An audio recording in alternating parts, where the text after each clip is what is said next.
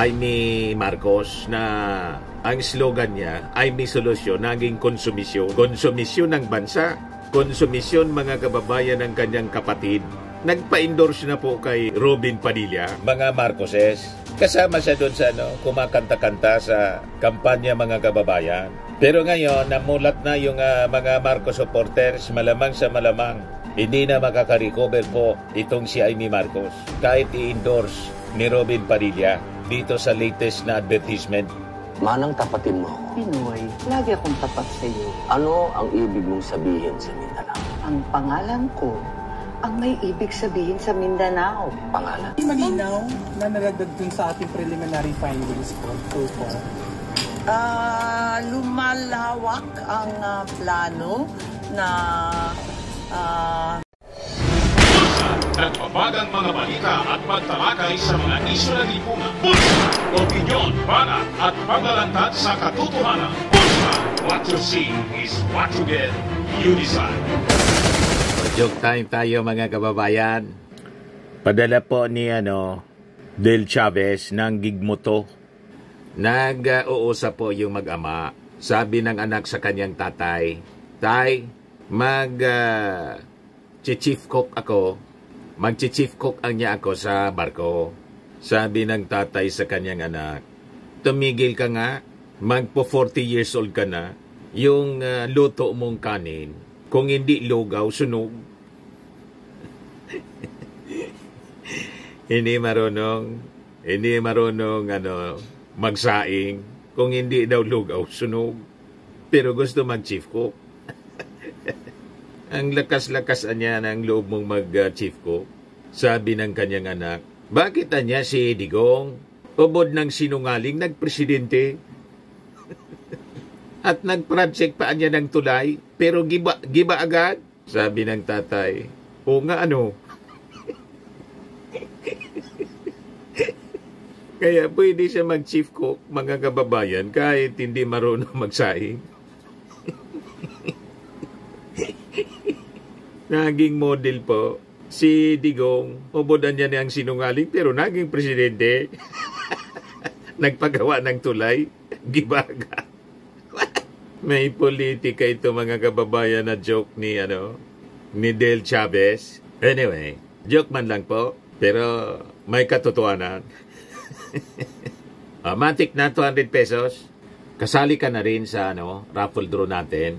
Sa monthly draw, 5,000 yung cash prize. Pag hindi ka nabonot, kasali ka pa rin sa ating grand draw. Sa December po, 10,000 pesos yung grand prize. Ayos!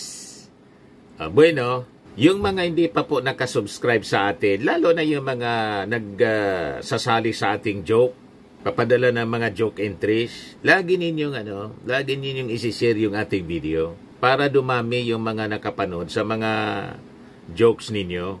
Di ba? Yung mga hindi pa nakasubscribe po, click subscribe dito sa ating YouTube channel, Bullseye News on the Go. Pati doon sa bago nating channel mga kababayan, Life with Dan TM. Yung mga hindi pa pala nakakakilala sa akin, ako po si Dante Maravillas. Marami tayong mga bagong subscribers. Sino ka niya? Nakakalimutan ko kasi mga kababayan na magpakilala sa inyo. Kasi sabi ko, hindi man importante yung pangalan ko. Importante dito yung topic. Di ba? But anyway, dito na tayo mga kababayan sa ating pag-uusapan ngayon. Pag-uusapan natin si Amy Marcos na ang slogan niya ay may solusyon, naging konsumisyon. Konsumisyon ng bansa, konsumisyon mga kababayan ng kanyang kapatid. Nagpa-endorse na po kay Robin Padilla, hoping na yung mga sumuport kay Robin Padilla. Top notch, di ba? 29 million yata yung vote ni Robin Padilla. Yung mga boto ni Robin Padilla, karamihan doon, yung mga bumoto din kay President Bongbong Marcos. Di ba, yung boto ng ating Pangulo, 31 million 500 plus. Si Sara, 32 million. Sabi natin, kaya naging 32 million kasi yung mga DDS hindi man bumoto kay PBBM, pero yung mga Marcos supporters bumoto kay Sara kasi unity. O ngayon, hindi na sinama mga kababayan si Amy Marcos kasi siya man lang po yung may sala para yung mga Duterte po. palaaway. Hindi man inaaway yung ating Pangulong Bongbong Marcos. Ganon din si Amy. Hindi man siya na-influensya lang ng mga Duterte. Nakipagsimpat siya. Imagine, sabi nga natin, pinagbantaan na lahat yung kanyang pamilya, yung kanyang kapatid, yung kanyang tatay gustong ipahukay ni Sara Duterte, yung kanyang kapatid ini-imagine na pugutan ng ulo, pinagbantaan na ipapapatay, pati si Lisa Marcos na siguro yun ang dahilan kung bakit hindi siya pumupunta. Pag Sunday, mga kababayan, may reunion yung family. Ang laging absent po si Amy Marcos. Yung mga anak ni Amy Marcos, mga kababayan, pumupunta. Siya lang talaga po. Si Irene Marcos pumupunta. Kahit mga kababayan, si Speaker Martin Romualdez pumupunta. Nandun kasi yung kanyang tita, si Mrs. Imelda Romualdez Marcos. So magkakasundo sila. Si Amy Marcos lang ayaw makisama. Umiwalay, mga kababayan. At mas kampi pa sa mga Duterte kaysa sa kanyang pamilya. Pagkatapos gumawa ng advertisement, nagpa-endorse po kay Robin Padilla, hoping na mahahatak po pabalik sa Magic 12 kasi hindi na po pumapasok sa Magic 12 si Amy Marcos. Ito, mga kababayan, yung bagong political advertisement niya, published 16 hours ago. Political advertisement paid for and by Maria Imelda Romualdez Marcos. Ina-highlight niya ang isang pag-ugaling matapat, katapatan. Pakinggan natin, mga kababayan, yung advertisement niya. Panoorin natin. Manang tapatin mo ako. Pinoy, lagi akong tapat sa iyo. Ano ang ibig mong sabihin sa Mindanao? Ang pangalan ko, ang may ibig sabihin sa Mindanao. Pangalan? Amy. Ay? Struktura. M? Modernisasyon. T? Elektrisidad. E? Ekonomiya. Tapatan. Tapatan. Bigan. Tapat sa bayan. Boto si Senator Amy. 39 sa balota. Tapat na kaibigan daw. Tapat sa bayan. Gusto niyang palabasin, tapat siyang kaibigan ni Sara, tapat siyang kaibigan ni Duterte, tapat siyang kaibigan ni Robin Padilla. Ang tanong, tapat siyang kapatid? Yan ang masama dun eh. Sinasabi mo na tapat na kaibigan, tapat ka sa bayan. Ang question dito, naging tapat ka ba sa iyong kapatid? Mas matimbang yung iyong kaibigan sa kapatid? Doon ka nagkakamali, Senator Amy Marcos. Kasi pag tapat ka sa kaibigan kaysa sa iyong kapatid, masamang Filipino value. Pinili mo pa yung kaibigan sa iyong kadugo. Tama pa? Ang ganyang pag-ugali po. Pinili mo pa yung ibang tao kaysa sa pamilya mo. Kasumpa-sumpa. Kahit sa Bible po, ganito yung ating mababasa sa Bible. Tamang-tama ngayon po, Palm Sunday. Pasok na po tayo sa Holy Week. Bukas, Lunes Santo na po. Ayan ang sabi sa Bible po, sa 1 John 4:20. Whoever claims to love God, yet hates a brother or sister is a liar. Kita mo? Napakalinaw. Lalo na kung ang claim mo, mahal mo yung iyong kaibigan, pero hindi mo sinasabi mong mahal mo rin yung iyong kapatid, pero yung kapatid mo, iniwan mo. Pinagpalit mo sa iyong kaibigan, mas matimbang.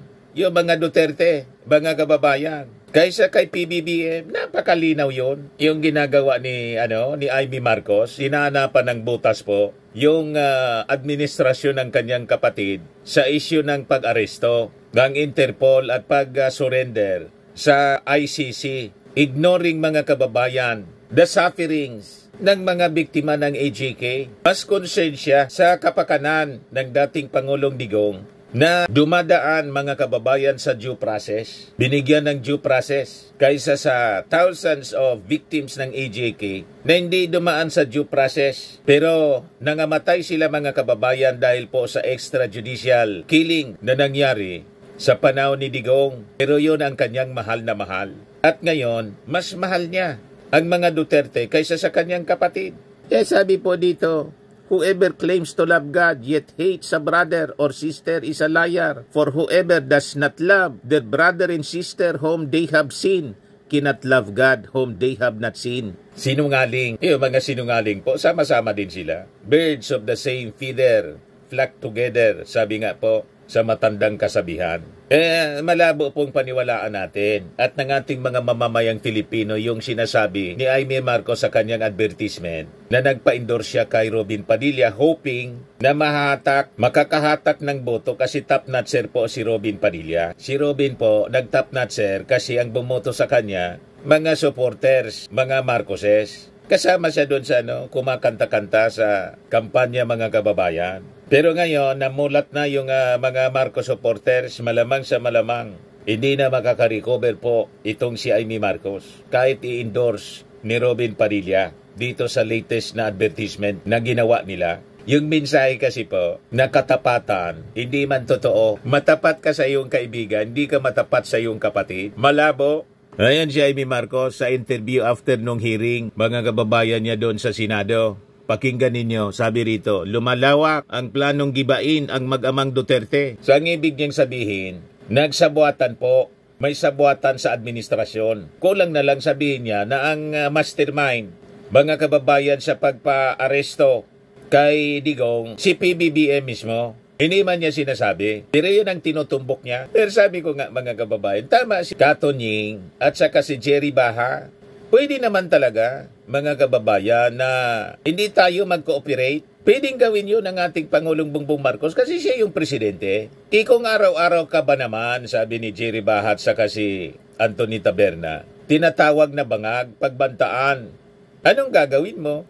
Di ba? Sabi nga natin, justified po na nag-cooperate tayo sa Interpol. Unang-una, legal siya kasi may obligation po tayo. Yan ang sabi ng mga legal experts, mga kababayan, legal luminaries, majority, kasi may pailan-ilan din na mga abogado ang kini-question. At normal po yon sa mga abogado. Sabi ko nga po, mga abogado sila, pari-parehas yung pinag-aralan na batas pero hindi magkasundo. Kahit sa Supreme Court po, kaya nagbubutuhan, may dissenting opinion, may no votes, may pabor. Nagbobotohan yung mga justices po kung sino yung nakakuha ng majority vote kasi democracy tayo. Ayun, ang ruling nilalabas. That is normal po. Pero sa atin, klarado, mga kababayan, sa ating isipan, kung hindi sila nagmalabis yung mga problema na kinaharap ng mga Duterte, sila man lang po ang may gawa. Ngayon, pinapalabas ni Jaime Marcos, nagsabuatan para wasakin. Gibain daw yung mga Duterte. Sabi ko nga po, ang nagwasak, ang nagiba sa mga Duterte, sila man lang po, giniba nila yung kanilang mga sarili dahil sa kanilang pagmamalabis sa posisyon because of their abuses. Pero iba ang pananaw ni Jaime Marcos. Pakinggan natin yung sinasabi niya sa interview. Yan publish ng Philippine Star, mga kababayan. Malinaw na nalagdag dun sa ating preliminary findings po so far. Lumalawak ang plano na gibain yung mag-amang Duterte. Lumalawak po dahil yung mga dates niya, parang pag tinignan mo yung PI, naaalala ninyo yung pagbuwag ng ating saligang batas sa pamamaraan ng suhol ng AKAP para pirmahan. Napunta po sa AKAP. Sa pananaw ni Jaime Marcos, yung AKAP po, suhol, imagine that. Kaya yung mga nagkinabang po sa AKAP, tatandaan ninyo itong sinabi ni Jaime Marcos. Pinalalabas po na yung tinanggap ninyong AKAP, suhol sa inyo, payag kayo sa ganon. Kasi daw gustong baguhin ang ating konstitusyon. Ito patama, mga kababayan, malinaw na patama kay Martin Romualdez na kanyang kasin. Pinagdududahan kasi nila, mga kababayan, na si Martin ang susunod na tatakbong Pangulo. Hindi siya. O ang design kasi ni Jaime Marcos, dapat ang susunod na Pangulo po, si Sara Duterte. Yan May sarili silang plano, mga kababayan. Ngayon, nang makita nila, iba yung direksyon, ito na ngayon. Sinasabi ni Jaime Marcos, may plano anyang gibain yung mag-amang Duterte. Malinaw po na yung mga Duterte po, giniba nila yung sarili nila. Self-destruction ang kanilang ginawa. Kasi noon pa, kahit nung sa unit team, nandyan na po yung akusasyon ni Digong sa ating Pangulong Bongbong Marcos na nagagamit ng pinagbabawal na gamot. Yun ang linya nila ng propaganda ever since. So, baliktad po ang paniwala ni Jaime Marcos. Ang totoo, noon pa, kahit nasa unit team pa, ginigiba ni Digong yung kanyang kapatid At wala siyang sinasabi na i-defend man lang ang kanyang kapatid sa mga masasama na akusasyon ng kanyang tinuturing na tatay, si Idigo. Ganon katindi po ito. Tapos ngayon, sa investigation po, sinasabi ni Amy Marcos, lumalawak niya yung plano na gibain yung mag-amang Duterte. Yan all out na siya, mga kababayan, sa pananira sa administrasyon ng kanyang kapatid. Parang yung plan A, hindi sila sigurado. Tapos yung kay VP Sara, hindi ko maintindihan. Biglang plan B na naman, may impeachment na tumatakbo pa rin. Pagkatapos may ibang... So gustong sabihin niya, hindi dapat in-impeach si Sara Duterte. With all the controversies, anomaly sa paggamit niya ng pondo, ng confidential funds, hindi siya sang-ayon. So tama lang mga kababayan, talaga na yung impeachment trial, after election na, kailangan matalo itong mga taong ito kasi kitang-kita po sa kanilang mga posisyon. Pro-Duterte sila po. Hindi nila titingnan yung merito ng kaso. Titingnan lang nila mga kababayan yung kanilang alyansa. At sabi ko sa inyo, kung sa tingin na Amy Marcos, itong ginagawa niyang investigasyon sa pag-aresto, makakatulong kay Digong, baliktad po.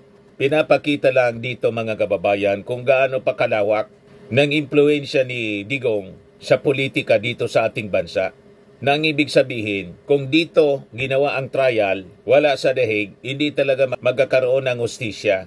Yung 30,000 victims ng AGK po. So tama yung ating mga analysis po mga kababayan. Kasi, you just imagine, mismong kapatid ng presidente, si Amy Marcos na kapatid ng presidente, ang simpatya kay Digong. Saan ka ngayon nakakita, mga kababayan? Aasa ka ba na yung mga victims ng AJK magkakaustisya po, magkakaroon ng fair trial dito? Sa lawak ng impluensya ng dating Pangulong Digong sa politika, na kahit yung kapatid ng presidente, kumakampi pa, mga kababayan, kay Digong. So tama lang po na si Digong po i-trial sa dahig.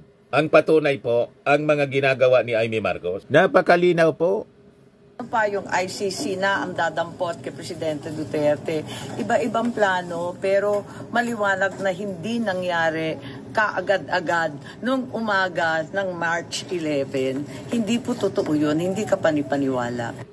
Wala kaming paki kung hindi kayo maniwala. Ang paki namin na mga mamamayang Filipino ay yung hustisya na dapat matanggap ng mga victims ng AGK. Hindi kung paano inaristo, isinurrender, ano sinerve yung warrant of arrest ng Interpol kay Digong. Wala na kaming paki doon. That's smooth in academic. Kasi ang isyong ito, issue ng pang-abuso ng extrajudicial killing, ng hustisya na dapat makamit ng mga victims. Hindi human rights ni Digong. It is the human rights ng mga totoong biktima ng human rights abuses. Tama po mga kababayan? Ito pa yung mga sinasabi niya. Lahat, kuwan po, sablay. Anong lahat walang alam, yung ICC, tagal-tagal na pala rito sa Pilipinas, buwan-buwan na nakakaalis pa lang yung iba. Ang importante, hindi man nag-cooperate yung ating mga authorities. Ang ginawa ng ICC, kasi may iba-ibang paraan kung paano gawin yung investigasyon. Nakipag-coordinate sila sa mga civil society group, hindi man bawal yun sa kanila. At naging party tayo ng ICC. Yung iniimbestiga, yung dati pa tayong member ng ICC. And that is legal. O ngayon, kung may mga nag-cooperate from among the authorities sa baba, doon nagkamali yung mga Duterte. Kung sana hindi nila inaboso yung ating Marcos administration, baka hindi ito nangyari, mga kababayan. Kaya lang, walang tigil sila sa panggugulo, sa pagbabanta, sa pag-destabilize ng ating gobyerno. So, justified yung mga actions. O ngayon, 1 month na nakakulong si Digong. So tama lang para mga kababayan, magkaroon naman tayo ng kapanghingahan, katahimikan rito. At nakikita natin yung dating bugso ng damdamin na mga tao, actually po ang kumukulo man lang po ang damdamin, sila man lang. Pero kahit na po yung grupo nila, kumakalma na po kasi siguro na-realize nila, hindi nila kaya magsagawa mga kababayan ng people power. To topple the Marcos administration, iluklok si Sara bilang Pangulo. Hindi nila kaya. Wala silang support sa mass base, mga kababayan. Kaya ginagawa ito mga investigation para po gatungan sana. And I think si Amy Marcos miserably failed Sa ganong objective po, lalo't sinupalpal siya ni Chis Escudero, hindi mo anya pwedeng gamitin ng Senado sa personal political objectives mo. Sinupalpal si Amy Marcos. Ituloy natin yung sinasabi niya rito. Ang buwan, yung iba, hindi ko alam kung nandito pa. Abay, hindi nila alam lahat. Paano naman nila hindi alam? Samantarang lahat ng presinto pinagpupunta sa Caloocan, Station 6, Batasan Hills, QC. Siyempre, para maganap ng mga ebidensya, kasi kailangan ng mga biktima ng pamilya na magkaroon ng hustisya. Yung pagkamatay ng kanilang mga anak, kapatid at tatay. Wala kang paki kasi doon. Ang paki mo lang si Tatay Digong mo. Hindi samahan mo doon sa dahig. Doon ka na rin tumira. Pero sabi si Hanilet Abansenia, hindi man po naniniwala sa investigasyon ni Amy Marcos. Paik-ik lang anya yan ni Amy Marcos. Ituloy natin. Lahat ng ospital, kinakalkal na yung mga Siyempre, death on arrival sa East Avenue. Paano na nalalaman lahat ng detaling yun? Ang sinasabi. So gusto mo, hindi na lang kalkalin. Ilibing na lang sa limot. Hindi ka kasi kapamilya. Wala kang sigurong pakinabang sa kanila. Ba't kinagagalit mo yung pagkalkal ng mga ebidensya?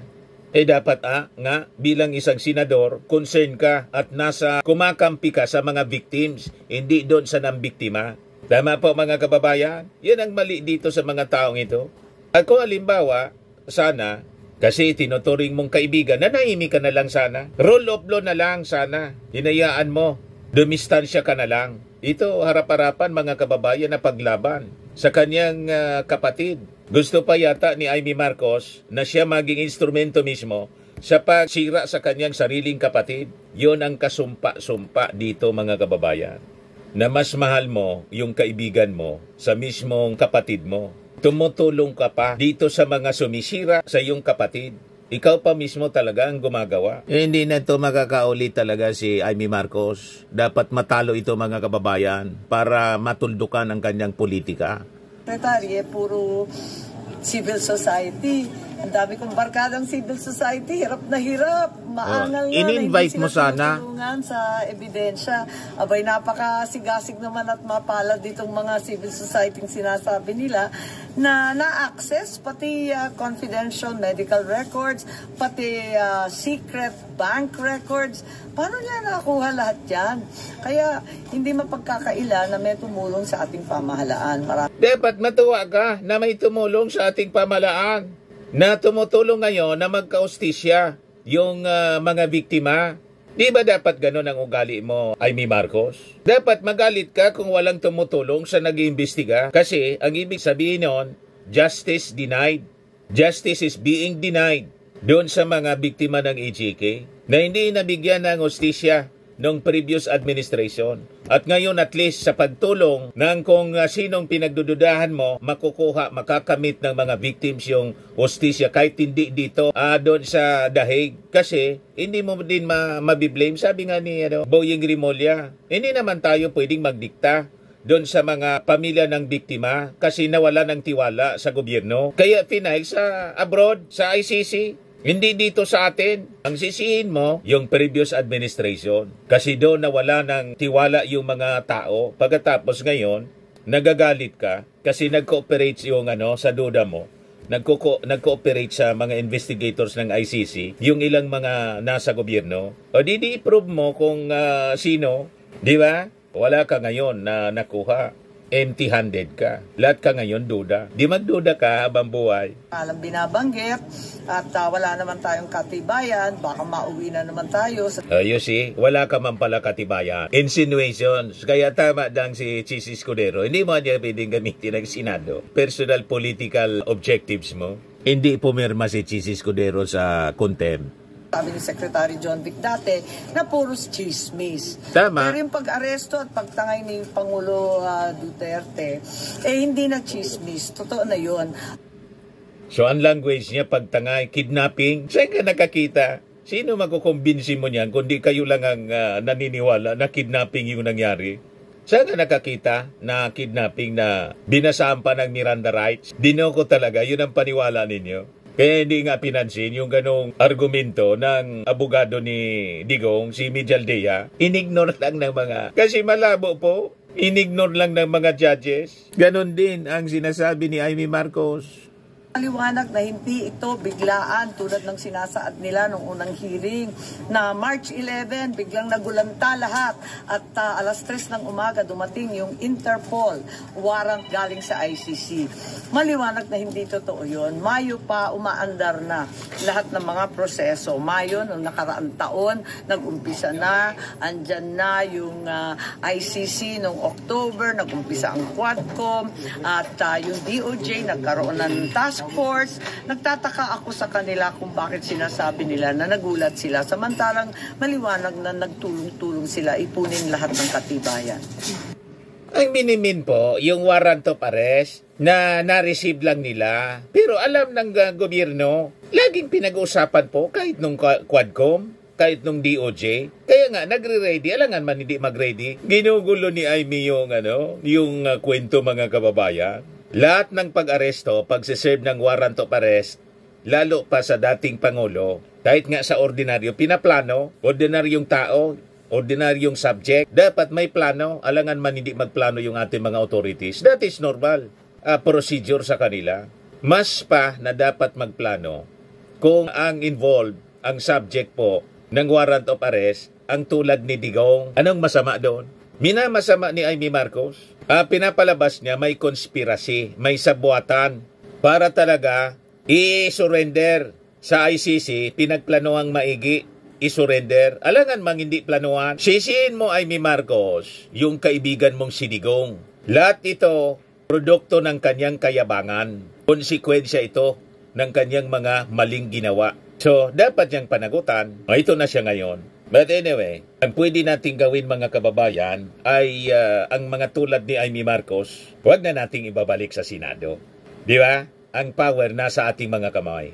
At lahat ng kaalyado ni Digong, tuldukan natin ang kanilang karera politika para hindi na tayo problema magsweldo sa mga taong tulad nila na nandun sa panggugulo, imbes tumulong para iangat ang ating gobyerno, ang ating bansang Pilipinas. Sayang ng mga pasweldo natin sa kanila. Tama po mga kababayan. Po, Firmax Firming and Lifting Cream, pinapahid po sa mga pulses in affected area. Mainam po sa paninigas ng mga kaso-kasuan. Ito naman po, Automax Radiant Serum. Sa mukha naman yung application, anti-aging po siya. You will look 10 years younger than your age. Sa mga cancer patients naman po, baka lang gusto ninyo itong itry. Nengsa Red Mix Fruit Drink.